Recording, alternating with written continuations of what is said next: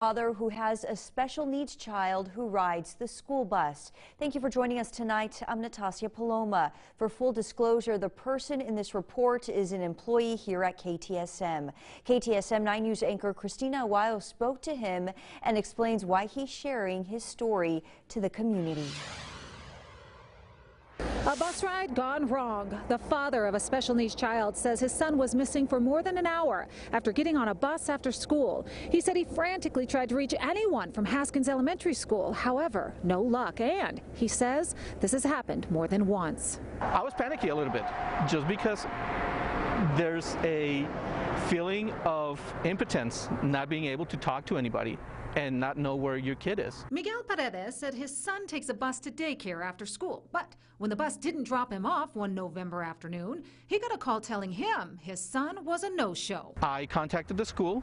I got a message from the school phone system saying that they basically close at 4. I then went onto the EPISD website, looked up transportation, and started calling the numbers on transportation.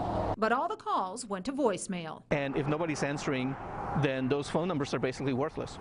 I was just, keeping the best thoughts in my head, but at the same time, you also have to, unfortunately in this day and age, you also have to think of the worst. Paredes was finally contacted more than an hour after his child got out of school. He was also kind of lost because he had no idea what was going on. He also couldn't get a hold of anybody at the bus depot here on the West Annex. It took about 15-20 minutes for somebody to actually figure out what was going on with the bus. Paredes was told there was a mechanical issue with the bus, a shortage of staff, and a new driver that didn't know the route. All issues, he says, are understandable. However, at the end of the day, the main factor for me as a parent is the lack of communication and the lack of knowing where to go if something like this happens. And it did, he said, one more time in January. The bus was late, there was no communication, and no one answering the phones. A spokesperson with the EPISD said the delay on November 12th was caused by mechanical problems and that they understand this could lead to worry among parents.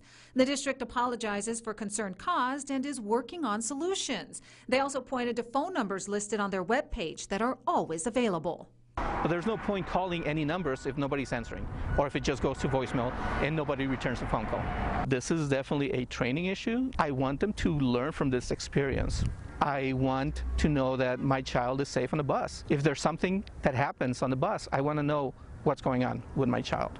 Paredes says he hopes his story will spark change within the school system so no other parent